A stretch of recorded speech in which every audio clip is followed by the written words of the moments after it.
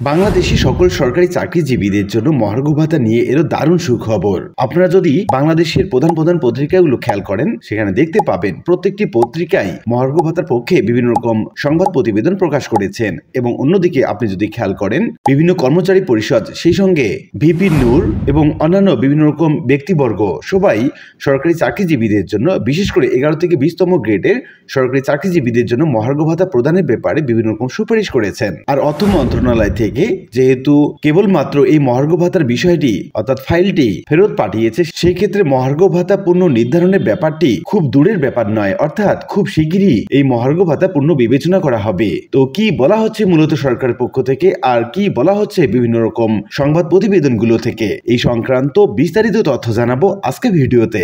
প্রিয় ভিউয়ার্স, আজকে নতুন ভিডিওতে সবাইকে স্বাগত জানাচ্ছি। আপনি যদি আমার চ্যানেলে নতুন হয়ে থাকেন, তাহলে এরকম গুরুত্বপূর্ণ ভিডিওর আপডেট পেতে চ্যানেলটি সাবস্ক্রাইব করে রাখুন। ভালো লাগলে লাইক কমেন্ট করুন, আর সম্পূর্ণ ধারণা পেতে পুরো ভিডিওটি না টেনে দেখুন। তাহলে শুরু করা যাক। প্রথম গ্রেড থেকে 20তম গ্রেডের তারতম্য এবং বৈষম্য যদি দেখেন, উঁচু তলার মানুষেরা কিভাবে বৈষম্য করে রেখেছে। ৮,২০০ টাকায় চুরি করা ছাড়া পরিবার বাঁচানো সম্ভব? ৮,২০০ টাকায়? তাহলে এইটা রাষ্ট্রের চোখে পড়ে নাই? পিনাকি ভট্টাচার্য তার ভেরিফাইড ফেসবুক পেজ থেকে বলা হচ্ছে, 10 থেকে 20তম গ্রেড পর্যন্ত সরকারি চাকরিজীবীদের মহার্ঘ ভাতা দিয়ে দেওয়ার আহ্বান জানাই, আমাদের সমর্থন থাকবে। এদিকে BD24live.com পত্রিকায় বলা হচ্ছে, কঠোর কর্মসূচির হুঁশিয়ারি দিলেন সরকারি চাকরিজীবীরা। এমডি শিপন মিয়া তিনি বলছেন, অবাক লাগে, এদেশে ন্যায্য কিছু পাইতে হলেও আন্দোলন করা লাগে। প্রজাতন্ত্রের কর্মচারীরা কিভাবে ভালো থাকবে, এটা দেখার দায়িত্ব অবশ্যই সরকারের। রহমত উল্লাহ রাহাত তিনি বলছেন, আলহামদুলিল্লাহ, এবার শুধু মহার্ঘ ভাতা না, সাথে পে স্কেলে সুনির্দিষ্ট ঘোষণা আদায় করে ইনশাআল্লাহ বাড়ি ফিরব। এমডি আশরাফুল আলম তিনি বলছেন, মহার্ঘ ভাতার কথা শুনে যখন বাড়ি ভাড়া বাড়াই দিল বাড়িওয়ালা, এখন কি তারা বাড়ি ভাড়া কমাবে? খান মোহাম্মদ শাকিল তিনি বলছেন, মূর্খ আর হিংসুকেরা সরকারি চাকরিজীবী বলতে উপসচিব আর তাদের গাড়ির সুবিধা মনে করে। 90% সরকারি চাকরিজীবীদের এই সুবিধা নেই, নতুন পে স্কেল চাই। দৈনিক শিক্ষা.com প্রতিবেদনে বলা হচ্ছে, মহার্ঘ ভাতা সুনির্দিষ্ট ঘোষণার দাবি সরকারি চাকরিজীবীদের।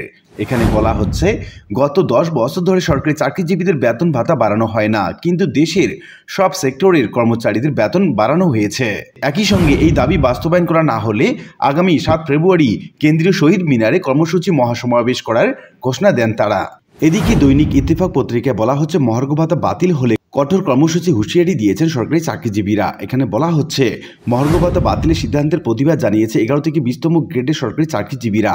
এই ধরনের কোনো সিদ্ধান্ত সরকার নিয়ে থাকলে কর্মবিরতি সহ কঠোর কর্মসূচি হুঁশিয়ারি দিয়েছেন তারা।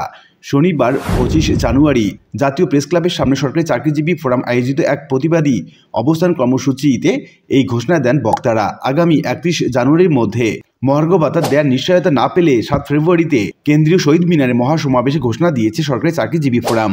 প্রতিবাদী অবস্থান কর্মসূচিতে বক্তারা অবিলম্বে বৈষম্য মুক্ত নবম পে স্কেল দেওয়ার জন্য পে কমিশন গঠনের দাবি জানান। একই সঙ্গে যে সকল কর্মচারী বেতন স্কেলে শেষ ধাপে চলে গেছেন, তাদের বার্ষিক বেতন বৃদ্ধি চলমান রাখার আহ্বান জানিয়েছেন তারা।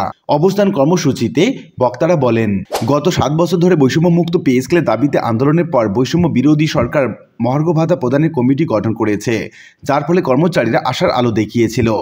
কিন্তু কিছু সুশীল নামধারী লোক এর পেছনে লেগেছে, যেন সরকারি চাকরিজীবীদের বেতন বাড়ালেই দেশের যত সমস্যা। নিম্ন বেতনভোগীরা কত কষ্টে আছে তা বিবেচনা না করে তারা উপসচিবদের সুযোগ সুবিধার সঙ্গে তুলনা করে কর্মচারীদের বিপক্ষে অবস্থান নিয়েছেন। 11 থেকে 20তম গ্রেডের সরকারি চাকরিজীবী ফোরামের সাধারণ সম্পাদক এবং সমন্বয়ক মোহাম্মদ মাহমুদুল হাসান বলেন, আমরা পত্রিকার মাধ্যমে জানতে পারলাম এখন আর মহার্ঘ ভাতা দেওয়া হবে না। যদি এই ধরনের কোনো পদক্ষেপ নেওয়া হয়, তাহলে কঠোর কর্মসূচি ঘোষণা করা হবে, প্রয়োজনে সারা দেশে কর্মবিরতির মতো কর্মসূচি ঘোষণা করা হবে।